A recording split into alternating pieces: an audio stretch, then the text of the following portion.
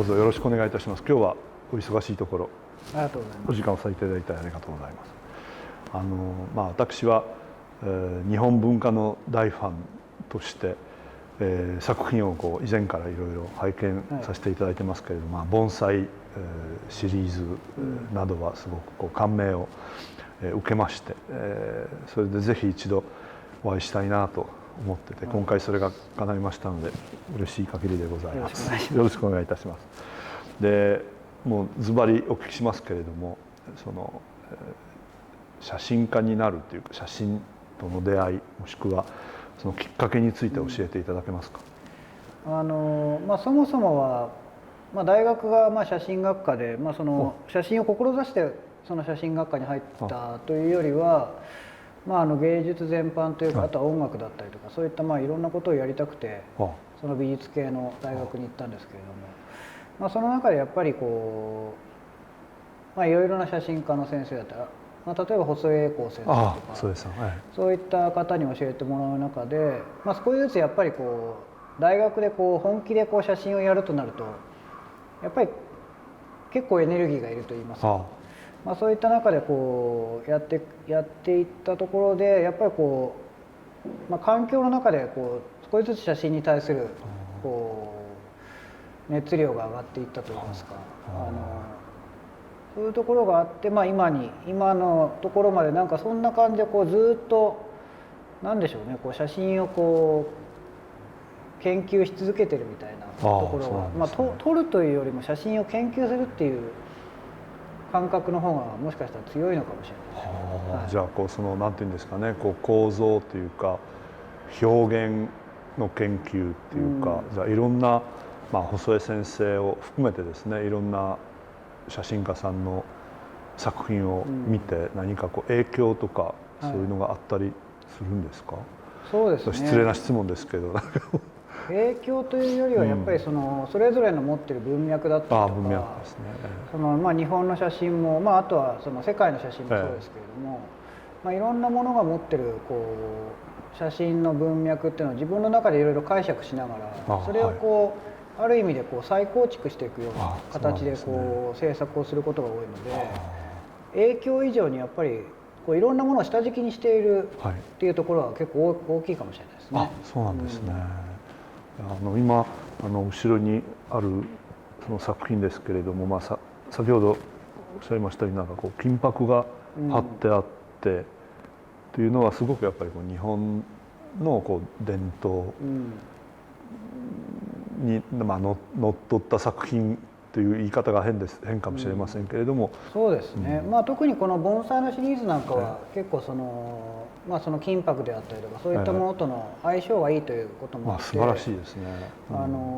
使っているところがあるんですけれども、やっぱりそのテーマやモチーフに沿ってどういう見せ方がいいのかっていう、その最後のフィニッシュのところまで考えた時に、割と従来写真って結構プリントしたらそれをオーソドックスに額装してそのまま出すということが多いんですけれど、僕の場合結構そのプリントの方法もそうですけど、その後の処理だったりとか額装も含めて割と考えるところがあって、これもそういったところの一つの作品になってますね。この金の屏風を背景にしつつ捉えてるのもそうですし、これ今金箔を上に貼ってるのもそうなんですけど、割と金箔っていうのは面白いのは質感があって、そうですね、そのディテールがすごくよく見えてくるところもありますし、あとは光が当たった時の影の出方だったりとか、反射の出方っていうのもすごく独特な輝き方をするんですよね。それがやっぱり結構僕にとっては写真の捉えるディテールといいますか、そういったものと深くつながっているところがあって、今回盆栽そのものが持ってる松が持ってる質感であったり、木肌の質感とその金が持ってる光を吸収して放つみたいな、そういう質感っていうのがすごくよくコンセプトの中であってたので、そういうのが結構うまく生きたといいますか、そういった意味でもその盆栽が持っている、例えばその先ほどのことでいう影の部分、柔らかくこう影がにじんでいくようなはい、捉え方っていうそういうところにやっぱりその絵としてのこう機能といいますか、目に視覚的に入ってくる面白さっていうのは結構強調されてるような感じがしますね。まあ、素敵ですね。本当にこう金屏風にこう待つっていうのはまたこうめでたいっていうのもありますし、日本では。こう例えばこの能舞台のこう鏡板にもそのやっぱ応用の松っていうのが描かれたりして、でもそうかといって何かこうなんていうんですかね、こうキンキンキラキラではなくて、どちらかというとこうまあわびさび的なところがありますので、いや素敵だなというふうに思いました。でそのまあ写真の勉強をされたとおっしゃってたんですけれども、やっぱり最初はまあそれまあ細江先生ですから、こうフィルムでやられて、デジタルとかも撮られるんですか、それとも。そうですね、僕の場合なんて言うんでしょう、大学に入ったのは1998年なんですけれども、ちょうどカメラの技術の部分でいうと非常にそのデジタルカメラの黎明期にあたるところで、まだやっぱりこうデジタルカメラを主流に使う、写真家とかカメラマンっていうのは結構少なかった時代なんですけど、そういった中で僕は大学の研究室で、画像の、研究をする研究室にいたので、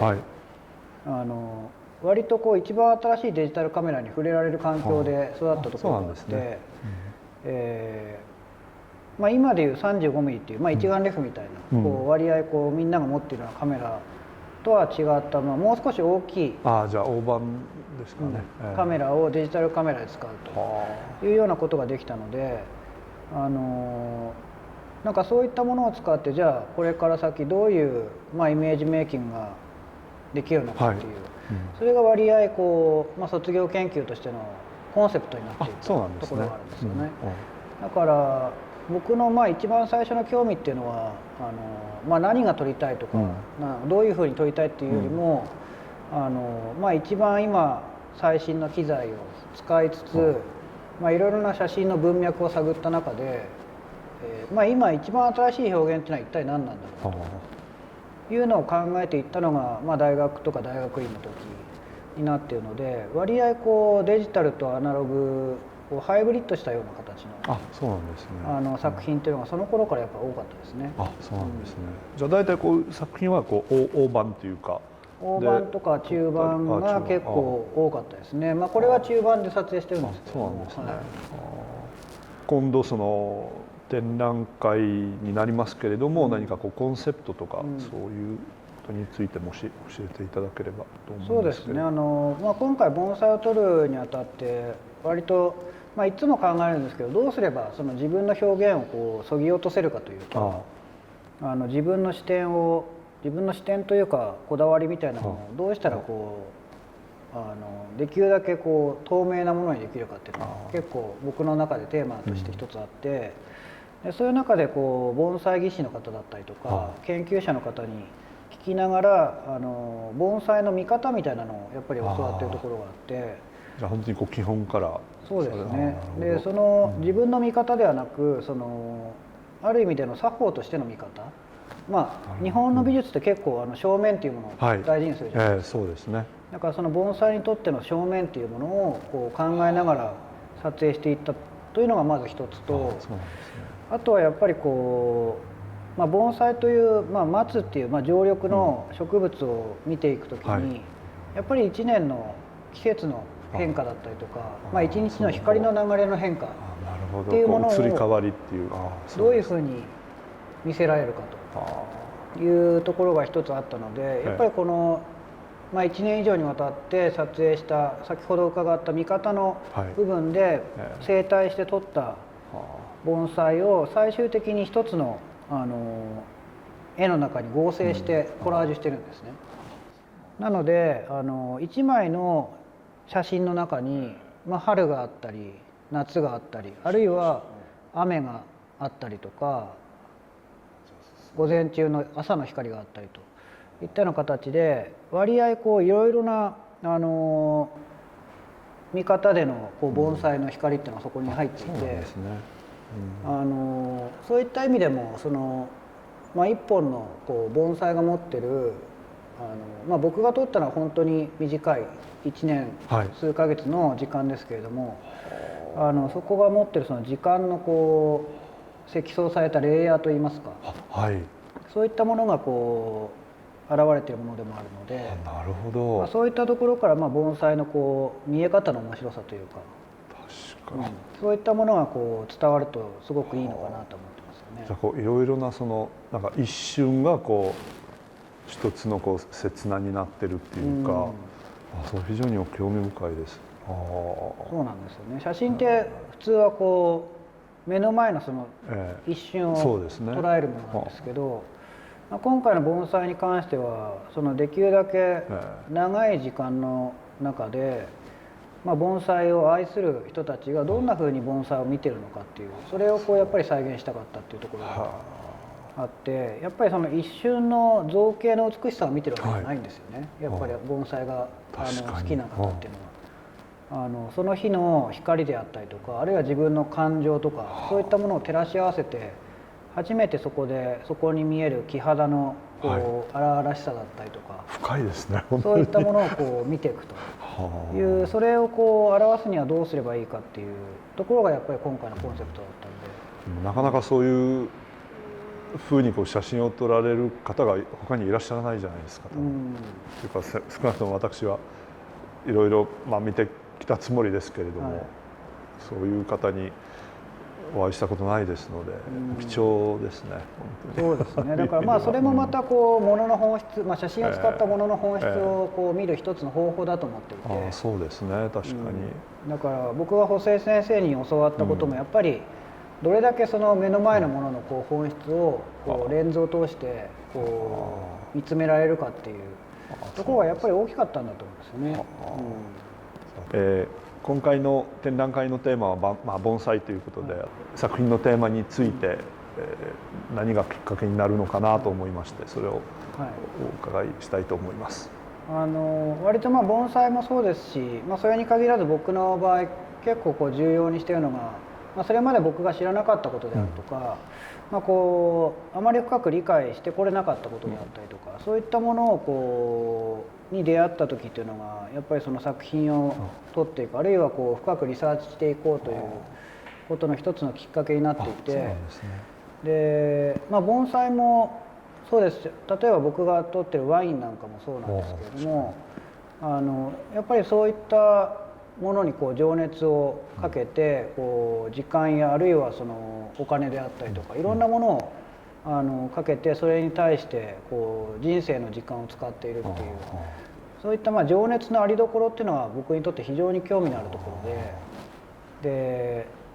その盆栽であれワインであれ、特に盆栽なんかそうですけれども、非常に長い時間の中で多くの方が一日も欠かさず水をあげてここまで形を保ってここ来ているという、そういったものの中に現れてくるその文化であったりとか、あるいは技術であったりといったものっていうのはやっぱり知りたいっていう、単純な興味がまず一つあるのと、それとやっぱりそこではやっぱりそれまで盆栽っていうものは名前は知っていても、あるいは存在は知っていても、それが一体どういうものなのかっていうのはやっぱり深く知るきっかけがなかったというところがあって、やっぱり写真を通じてそれを知っていきたい。だから僕にとってはやっぱり写真って一番最初の本質がやっぱり記録っていうところがあるので、最初はやっぱりドキュメンタリーだったりとか、そういったところからリサーチの方法が始まっていって、で盆栽っていうのは一体何なのかと、あるいは盆栽をの周辺にいるいろいろな人たちであったりとか、ものっていうもの、あるいは文化っていうものが何なのかという部分で、いわゆる知らなかったことを知るための、方法がやっぱり僕にとっての写真であって、だから常に今回の盆栽もそうですけれども、今まで自分の外側にあったものというか、今までなかなか深く知れてこられなかったものといいますか、そういったものを常に写真のテーマにするっていうことが多くありますね。じゃあもう一つお聞きしますけれども、技術と感性はどちらが重要なんでしょうか。そうですね、割と何て言うんでしょう、もしかしたらその作品であったりとか、その時に携わっているプロジェクトによって多分そのどちらが重要かっていうのは結構変わってくるところはあると思うんですけど、一番やっぱり僕にとってはその感性という部分がすごく重要で、技術っていうのは結構補えるものだったりするんですよね。いろんな、例えば自分ができないことを他にスタッフを呼んできたりとか、あるいは場を借りたり、物を借りたりして補えるところがあると思うんですけど、感性っていうのはなかなか補えるものじゃなくて、やっぱりその人が何に出会うかとか、あるいはさっきみたいに何を知らないのかとか、そういったことに気づいたりひらめいたりすることって基本的には感性に非常に基づいた感覚だと思うんですけれども、そういう意味でやっぱり何かを見つける目というか、何かにハッとするそのことであったり、何かにドキドキしたりする、なんかそういう感性っていうものがやっぱりあることで写真を撮りたいとか、もしかしたら感性って例えばその日をうまく生きたいとか楽しく生きたいとか、あるいは美味しいものを食べたいとか、いろんなことに通じると思うんですけど、通じますね。やっぱり感性がないと豊かに目の前の世界を眺められないと思うんですよね。おっしゃる通りです。だからそこがやっぱり重要だと思いますし、それを支えるものが技術なんじゃないかなとは、ほとんどのプロジェクトではやっぱりそういうふうには思ってますね。きっと作品を見てくださった方々はですね、やっぱりもっと盆栽とかいろんなその日本の文化を探りたくなるというふうに私は思いますけれども、非常におっしゃいますようにその感性というのはいかに大事なこ